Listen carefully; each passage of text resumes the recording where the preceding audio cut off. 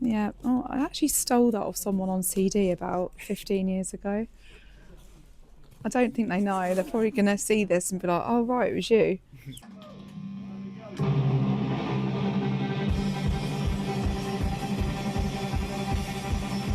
So, a while back I made a video about some of my favorite modern goth bands. In that video I talked about Black Doldrums, who are one of my favorite gothic post-punk bands. Somehow they saw it, which still kind of amazes me that people out there are really watching these things. We got to talking and we decided to do an interview. And then it kind of escalated. Flashback Records in Islington was kind enough to let us come in and essentially take over their downstairs for a bit. And my buddy Joe took a train down to help out with the filming as well. He also managed to catch their Northampton show and was able to get some great live footage from right by the stage. So what this video is just the best of all of that. It's some interview, it's shopping with them in the record shop, and I've actually added some of the music from one of their recent shows on their UK tour. We're going to talk about the history of the band, their influences, and learn more about their new album, In Limerence. Let's go vinyl shopping with Black Doldrums.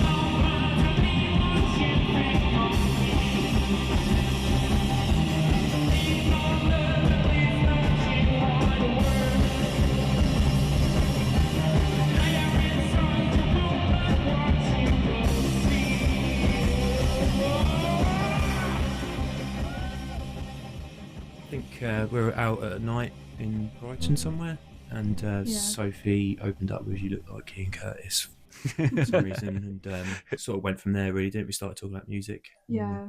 Did it become a musical partnership pretty quickly, or did that come later?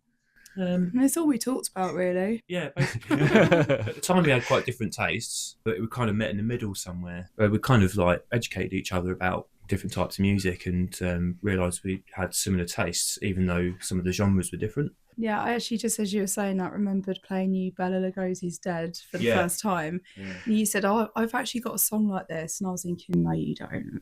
Yeah, it was quite but strange. But you did. Yeah, it was actually like, it was the same chord structure and everything. Yeah, it was quite strange. I hadn't really listened to Bauhaus before. And yeah, it was Sophie that got me into Bauhaus, and it was just really strange how the songs, that's quite similar to sort of stuff I was playing around with. Normally, Sophie's really good with the ideas and stuff, so we always share records, so I end up finding sort of random stuff. And it's quite often soundtracks. I noticed this Blade Runner one here, and that's obviously a classic. Kind of very dark wave and everything. Yeah, that's such a very good soundtrack. Yeah. I mean, you could actually just listen to that and not even watch the film. Like, it's that good. You could, it's almost as good as the film. I noticed this as well. It's actually quite a good film. I actually quite like this film. It's quite dark, if you've ever watched it. I've never seen that. It's really, really grim, like New York in the 70s. Okay. You'd be surprised. I think it's actually a really good film. What do you think of the soundtrack? It's really good. I quite like it. I think if I was around at the time, I'd quite like disco, to be honest with you. I quite like the way it's put together. It did have a rawness to it, I think. There's a great story as well with Staying Alive. It reminded me of a story about where they came up with the beat because there was a weird noise in their van whilst they were on tour in the US. and it reminds me of our van that broke down. Apparently there was like this clunking sound in the van, and they just made up the beat in the van and then come up with a song on tour. I just remember that's a really nice story, and quite organic, and you think it's all sort of dance pop music, but it's quite organic. So when I see a band, I like getting straight to the point, and I like basically clear communication and solid lyrics and nothing too unnecessary. Yeah. Can't handle Queen. Can't Phil Collins is looking at me from over there as well. Well, this has just popped up. Have you heard this one? I actually don't think I have. I hope it's not a really famous one. And I'm like, no, I've never heard it before. I like finding things that sort of is interesting for like your record collection. Do you usually start with the goth section or post-punk or?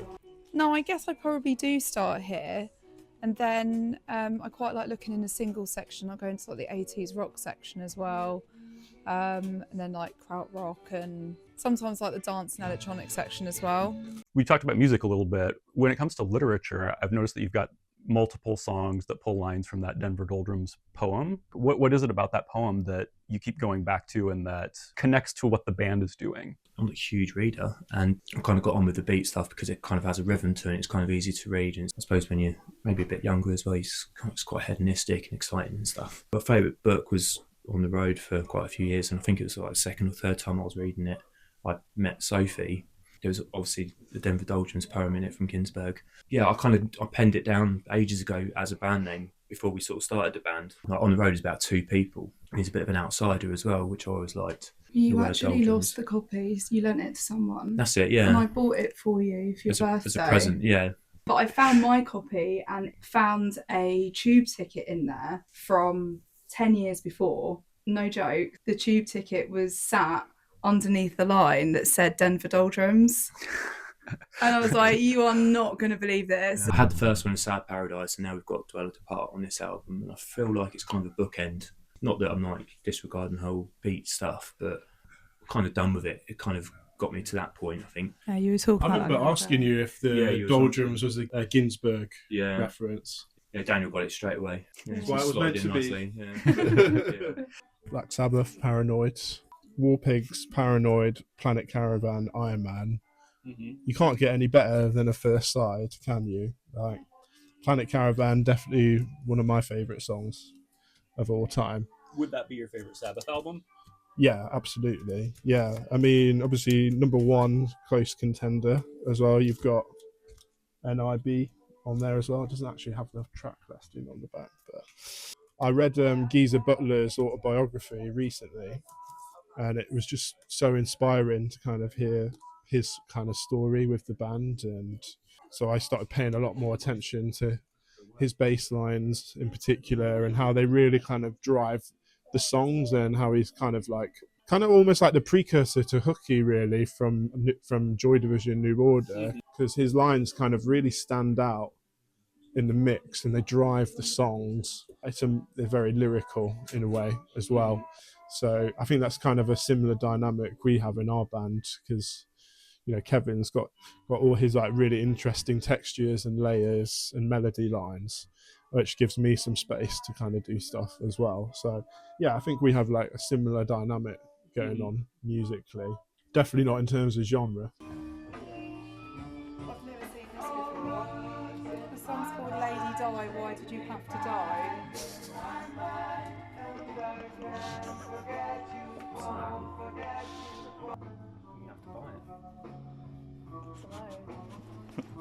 Why did you have to die? Lady Die, Why Did You Have to Die? It feels to me like there's a lot more psychedelia, shoegaze in the early sound of the band versus what you're making now, where I feel a lot more of the goth influences. Has that been an intentional evolution, or has there been any change in the way you write songs throughout that process? When it was just the two of us, it used to be quite, like you say, there was elements of psychedelia and shoegaze, because I was kind of trying to fill in for like not having another member. So there is layered guitars and effects, but underneath that there was a song. As we've progressed and stuff and got Daniel in the band and everything, I'm more free to do less. And therefore the songs are a bit more clearer and a bit more straightforward, I think. Kind of changed naturally, I think, over time. We didn't really set out to be psych or anything. It's just like you say, we were trying to sort of compensate for not having other members. Then when we spoke to Jared about doing Dead Awake, he was like, I'm going to bring out what you are putting across that's got lost in your other EPs. Yeah. He had a good idea of what we sounded like live as well. So I learned a lot from him. You're like Joy Division, man. Yeah. I learned quite a lot from him. Yeah. And Sorry, I forgot you're American. I just impression of Jared. He'd be like, cut the fat. He'd be like chopping off verses. Mm-hmm. I'd be really upset about it at the time. But looking back now, I've learned how to like, cut the I'd fat, have to console you. Yeah. Be like, it's for the best. It's for the best. So at the time, it didn't feel like an epiphany or something. It felt more like, what the fuck is this guy doing? Yeah. Like, Yeah, it was like, I want that 10th guitar on there. And there's The Cure's new album. They had their album launch show the same night as us. Oh, really? Yeah. What do you think? Have you heard the new album? I haven't listened to it yet because I wanted to listen to it properly. Yeah. I've heard like a couple of songs off it, but I haven't actually listened to it properly yet. Oh, this is a popular one today. Yeah, I spotted this. Really like that. First time I heard that, Rumble? which again actually was on a film soundtrack. Not very cool. Forrest Gump, I think. I remember hearing the tremolo and just being obsessed with it. And I bought a Vox Cambridge reverb from Hitchin and had a tremolo setting on. I was in there all afternoon annoying the staff, just this tremolo going, and it's still what I use today. It was just because of that. It was just the best thing I ever heard ever. Like, yeah. When did you hear it? Like, how old were you? Was it when you were quite young, or? Yeah, I must have been a kid. Yeah, maybe 12 or something. Yeah. It like opened up ideas of effects and stuff like that you can just make yourself sound better. Because I'm self-taught, learned a few bits from people along the way, but generally self-taught, and it just made you sound better. So yeah, that got me started. Yeah, definitely. Link Ray. Yeah. Yeah, this was one Daniel picked up too. Oh really? Yeah. Oh right. Yeah. Very seminal. Link Ray. I mean, you could argue Rumble has kind of started rock and roll, really, this record. The only instrumental to ever be banned on US radio because of the title alone. But I believe to get his guitar tone, he'd slash his speaker cone as well, because there was no overdrive in those days. And I think probably every British guitarist that heard this went on to form a band, I think, when it came out. Had a sort of Velvet Underground effect. Yeah, exactly. I think Dave and Ray Davis, yeah, like that's where they got the idea for "You Really Got Me" for the guitar tone on that. Oh, really? From this record, yeah. How different has that dynamic been with a third member there? To be honest, I was literally there for 6 hours of the whole sessions because I got my bits done that quickly. It was a pretty easy process. When I got there, everything was pretty much, all the drum tracks had been done and the guide tracks. So yeah, it's a lot easier doing it that way than when you're all in a room together and trying to play to a click, and it's just like, yeah, guys, can we get a bit more feeling with that take? It's dead easy when everything's just kind of done sequentially, because that's how Joy Division would record all their drum parts, and all the drums would be separate. I think we did like 5 songs in one day. Well, I had suggested earlier on, why don't we record everything isolated? But Theo was like, no, let's do it live. And then Need in Modern Times, he was like, actually, we can do these isolated because it's the same all the way through. So we did that. And he was like, I actually like the way these sound. Can we re-record all those drum parts separately? So we spent the whole week like literally just playing like the snare, the tom, and just deconstructing every single song into separate parts. Which, I suppose that is something that's quite different about us, is that we think about the drums a lot. Yeah, it's important to spend loads of time on drums, I think. Sophie is an actual drum machine as well. Yeah, huge drum machine. Well, like, this is a little exclusive for you viewers. I think you did Irish tap when you were younger, weren't you? Yeah, I did Irish dancing. So the thing with that is you have to learn all the steps, right? And from start to finish. It's all about timing and putting emphasis on beats, I guess you'd call it, making it sound cooler than it is. So I never actually learned to play the drums, but I just knew, like, instinctively knew timing. And often I'd say to you, no, you need to sing that bit for another 8 bars. That's not ending in the right place and stuff. But yeah, like the drum bit sort of came, I don't know, subconsciously from all the stuff I was listening to. But you can like play an entire song from like start to finish without accompaniment. Yeah. That's pretty great.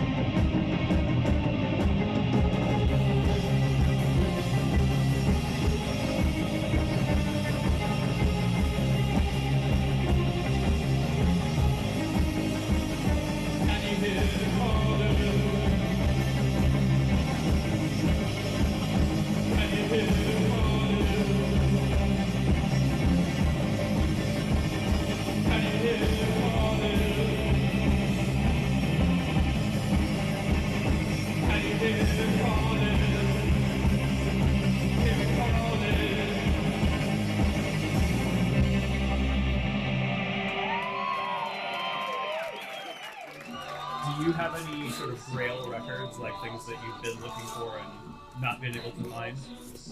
It took me ages to find that Christian Death record I was talking about earlier. Just because, and I could only find the black one, which was a re-release of the original kind of like yellow toned one. That took ages to find that. It took me ages to find Visage's album, and I found it in Rye in Sussex for 99p, which is really good, yeah. So obviously I bought that. Because when you look for it on eBay, it's really expensive. It's like 40 quid. So yeah, I found it there. Yeah, that one took a while to get. And 17 Seconds, that took a while to get as well. I had a new one of that, but then I found an older one, which is, I always want the older one, so yeah. When you go shopping for vinyl, is there a certain area you tend to target? Like, do you go metal first, or does it just catches your eye? I don't know. Yeah, I mean, my music taste is pretty eclectic, so yeah, I'll probably go through every section at some point, you know.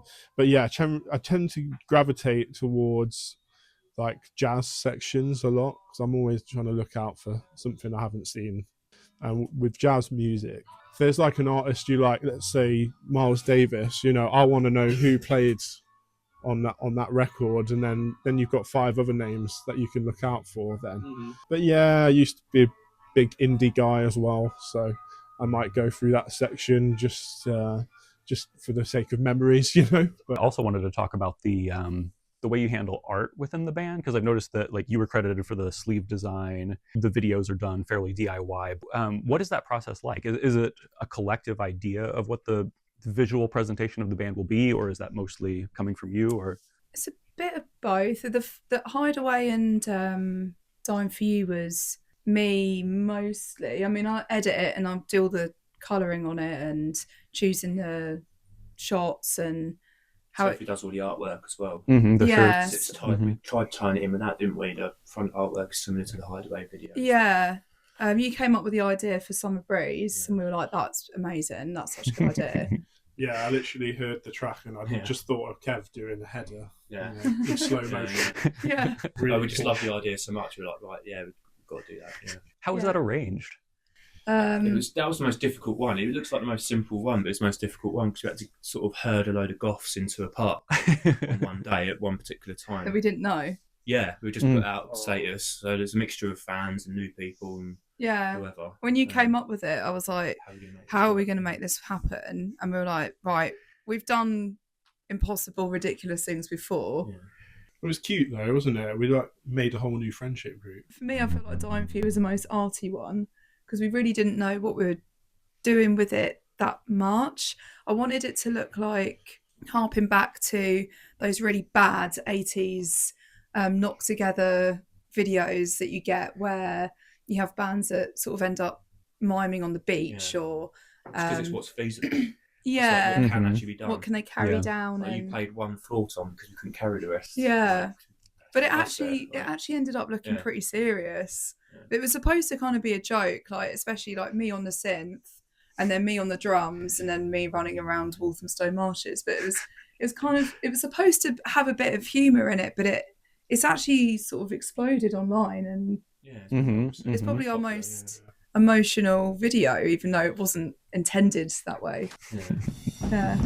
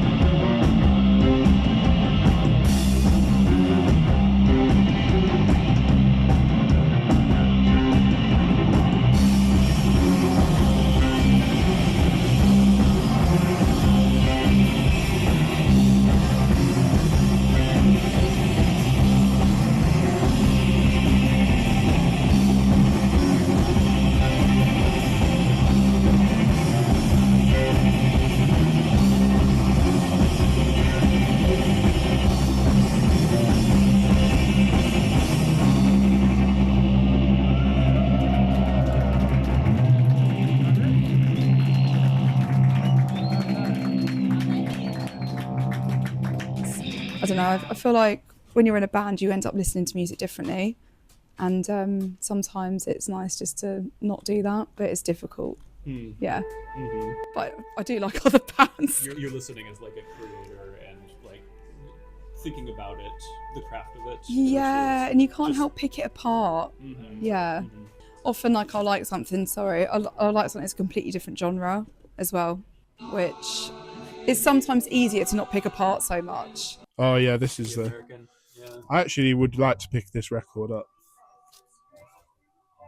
I think this is probably the first Johnny Cash stuff I ever heard, actually. Really? Yeah.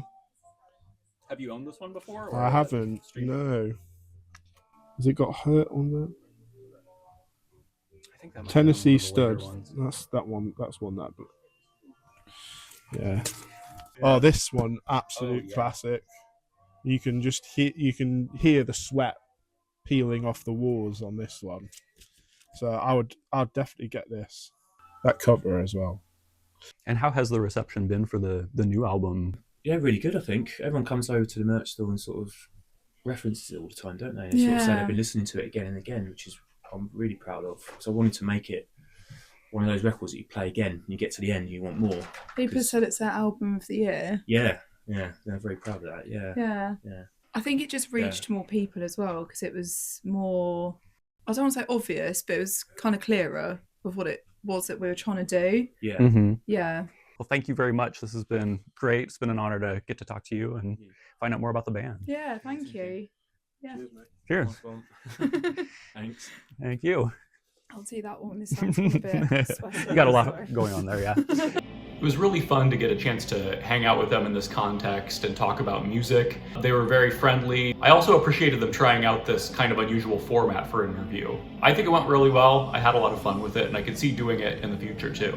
I missed their London show because I was sick, but they announced sort of a last-minute show with the Reptile Club, which is a goth club in London, and I'm gonna be able to make it to that in just a couple of days. If you're in Europe, they have an EU tour coming up in March. You'll find a link in the description to learn more about that. And no matter where you are, you can check out their new album, In Limerence. It's available in vinyl, a very shiny blue vinyl. Your copy unfortunately won't come with signatures like this one. While we were there, they were nice enough to sign my inner sleeve, so I've got a memento. If you enjoyed this and you'd like to see me be able to interview more bands, maybe travel a little bit to see them, feel free to donate a few pounds on the Ko-fi page. If you like this content and want to see more music-related content, please like and subscribe. I'm Michael, this is Eclecticism, and thanks for watching.